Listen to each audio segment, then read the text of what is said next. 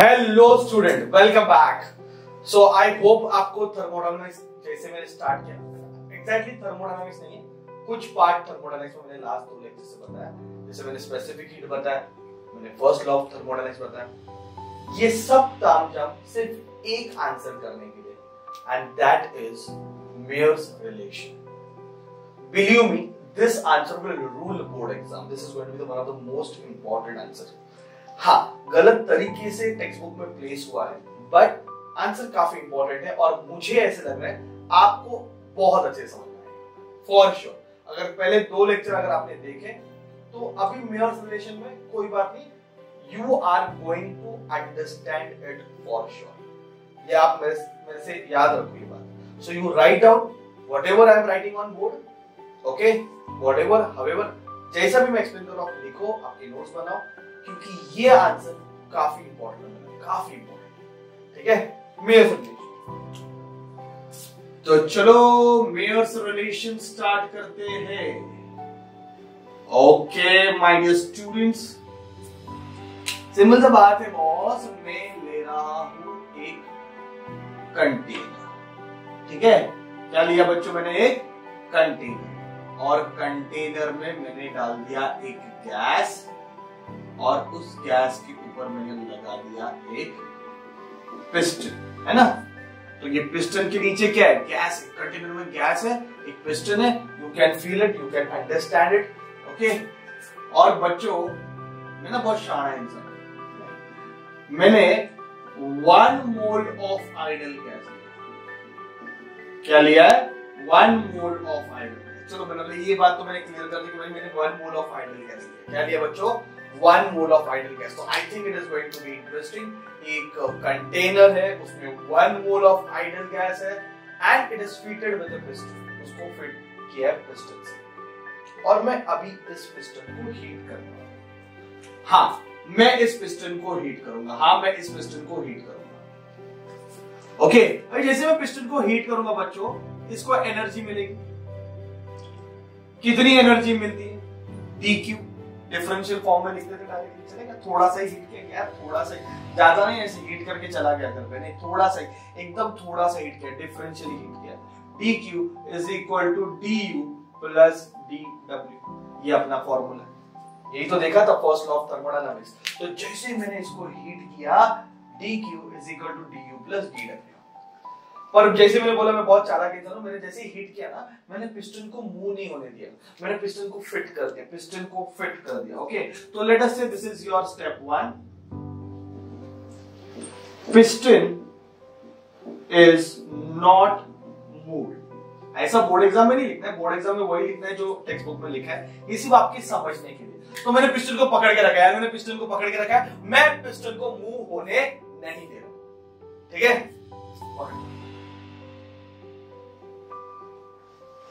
Yes, no work is done. अगर piston move ही नहीं होगा, सोचो बच्चों, अगर पिस्टन मूव ही नहीं होगा तो वर्क कहां से होगा? वर्क का फॉर्मूला क्या है? PdV। Since dV is 0, therefore work done is 0। तो जो भी आप एनर्जी सप्लाई कर रहे हो वो सिर्फ उसकी इंटरनल एनर्जी बढ़ाने में जा रहा है। बात समझ में आ रहा है? वो सिर्फ और सिर्फ और सिर्फ उसके इंटरनल एनर्जी बढ़ाने में जा रहा है। अभी टेक्स्ट बुक में U के बदले E दिया है। Please please please you try to understand, symbols are not important. You take U, you take E, कोई आपको रॉन्ग देने वाला नहीं है। ठीक है, तो नीचे डिस्क्रिप्शन में मैंने जो लिखा है उसमें E रहेगा, पर आप DU भी लिख सकते हो, इंटरनल एनर्जी, या फिर E भी लिख सकते हो। ओके, तो मैं क्या कर रहा हूं, मैंने पिस्टन को मूव नहीं होने दिया। मैंने कंटेनर में एक गैस को डाला, पिस्टन को मूव नहीं होने, मैंने नीचे से हीट करना चालू कर दिया।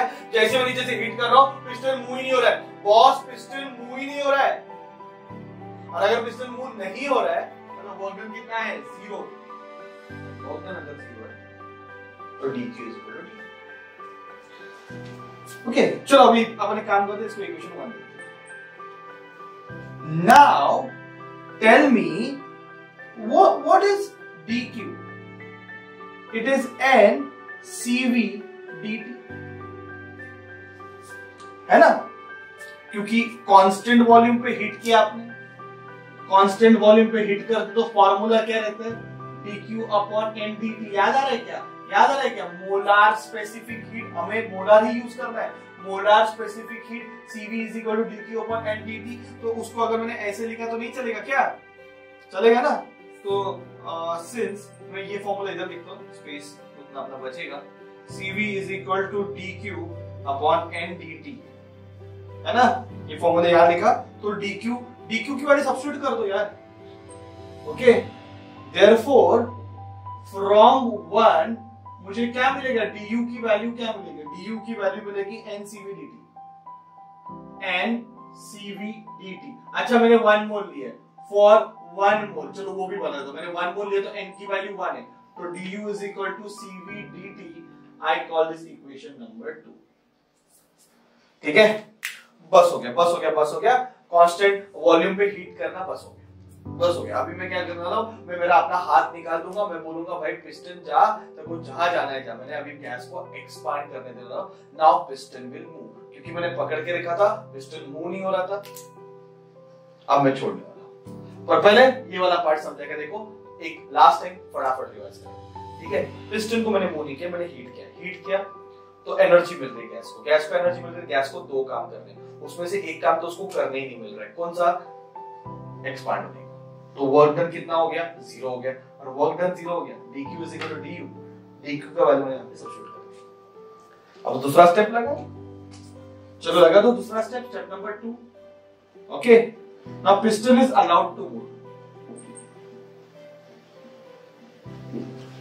अगर पिस्टन मूव होगा तो जो भी आप हीट दे रहे हो बच्चों, वो दोनों काम होने वाले हैं, सब नो। कुछ पार्ट, कुछ हिस्सा इस एनर्जी, इस हीट का वो अपनी एनर्जी बढ़ाने में यूज करेगा, और कुछ वर्क करने में, है कि नहीं। सिंस अभी ये कांस्टेंट प्रेशर पे हीट हो रहा है, तो फॉर्मूला क्या था, dq अपॉन ndt, याद है तुम लोगों को। तो यहाँ पे आप dq को क्या लिख सकते हो, ncp dt, और 1 मोल के लिए cp dt फॉर 1 मोल, याद है 1 मोल। तो dq की वैल्यू मिल गई cp dt,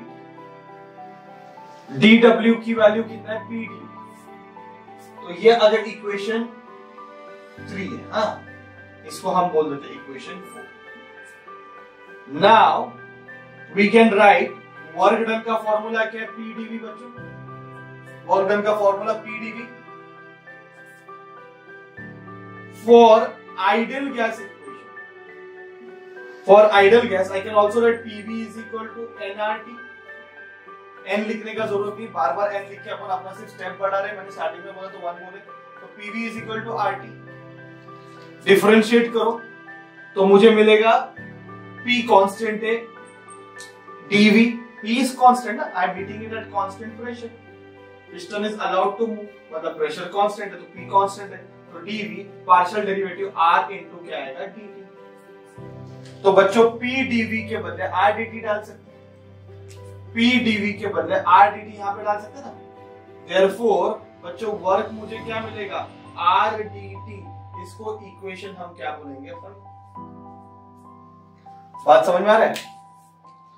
तो पिस्टन को मैंने मूव होने दिया बच्चों, पिस्टन को मैंने मूव होने दिया, मतलब pressure is constant. Now here I am heating with constant pressure, यहां पे मैंने हीट किया विद कांस्टेंट वॉल्यूम, यहां पे मैं हीट कर रहा हूं विद कांस्टेंट प्रेशर। तो सेकंड स्टेप में मैं कांस्टेंट प्रेशर पे हीट कर रहा हूं, ये पहला चीज। तो मैंने कांस्टेंट प्रेशर पे हीट करना चालू कर दिया, ये समझा सबको। नाउ अभी दोनों काम होने वाले हैं, इंटरनल एनर्जी भी चेंज होने वाला है, वर्क डन भी होने वाला है। कितना हीट प्रोवाइड किया, कांस्टेंट प्रेशर वाला फार्मूला लगा दिया, Cp वाला Q upon ndt, dq upon ndt, dq अपने को फाइंड करना है तो यहां पे लिखेंगे भाई 1 मोल है, स्टार्टिंग में गेम खेल गया था 1 मोल है, तो n की वैल्यू इज 1, तो dq is equal to Cp dt। ये समझाएगा सबको, dq का वैल्यू क्या लिखा मैंने, Cp dt, बराबर है। अभी बच्चों वर्क डन का फॉर्मूला क्या है, pdv। Come on, work done का फॉर्मूला क्या है, pdv।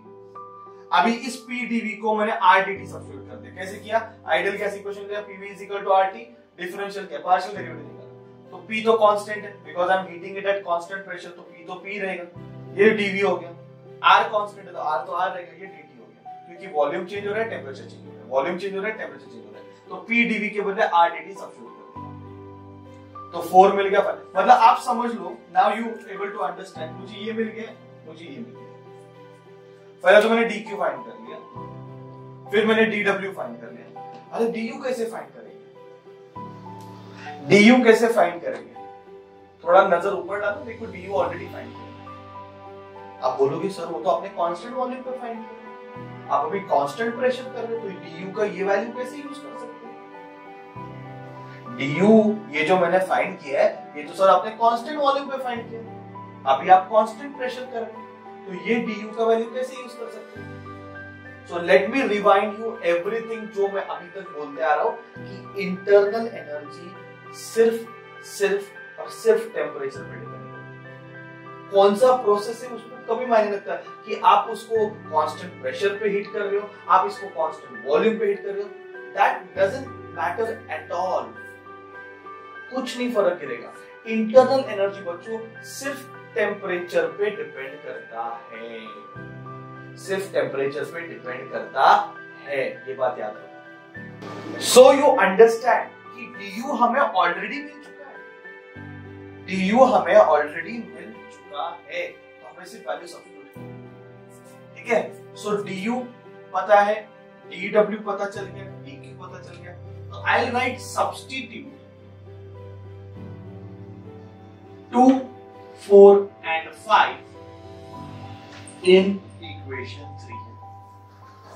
तो dq के बदले आप क्या डाल सकते हैं, cp dt is equal to du के बदले क्या डाल सकते हो, cv dt,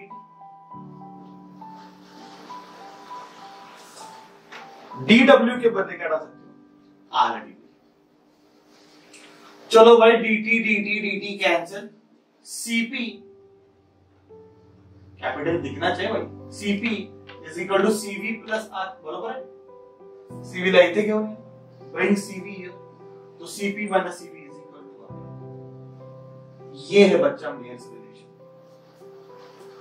क्या है ये? Mayer's relation. तो हमने प्रूव कर दिया बहुत सिंपल वे में। अभी आपको समझा रहेगा कि why I have explained you that to lectures. पहले लेक्चर में मैंने सारा स्पेसिफिक हीट एक्सप्लेन किया अच्छे से, फिर दूसरे लेक्चर में मैंने थर्मोडायनामिक्स का लॉ एक्सप्लेन किया, तो ये डेरिवेशन पॉसिबल है। अगर मैं डायरेक्ट डेरिवेशन स्टार्ट करता जैसा टेक्स्ट बुक में दिया है, आई डोंट थिंक तो कितना समझ में आता, कितना हो जाता। अभी आपको थोड़ा तो समझ में आ रहेगा। I hope there are 2 parts in this derivation, very important है, वेरी इंपॉर्टेंट। मैं बोल रहा हूँ ये बोर्ड एग्जाम में रूल करेगा बहुत अच्छे से। आप चाहिए तो उसको 3 बार 5 बार 10 बार लिखवाए, समझा रहेगा तो 3 बार में हो जाएगा, ठीक है। पहले आप हीट करो कांस्टेंट वॉल्यूम पे। कांस्टेंट वॉल्यूम पे क्या होता है, वर्क नहीं होता। जो भी आप हीट करोगे, जो भी आप एनर्जी दोगे, उससे वो अपनी इंटरनल एनर्जी बढ़ाएगा, बस दैट्स इट, इतना ही होने वाला है। dq is equal to du। dq कैसे फाइंड करते हैं, स्पेसिफिक हीट के फार्मूला ऐसे थोड़ी बनाए थे, यहां से dq मिले, सब्स्टिट्यूट करो, तो यहां पे du यहां पे मिले।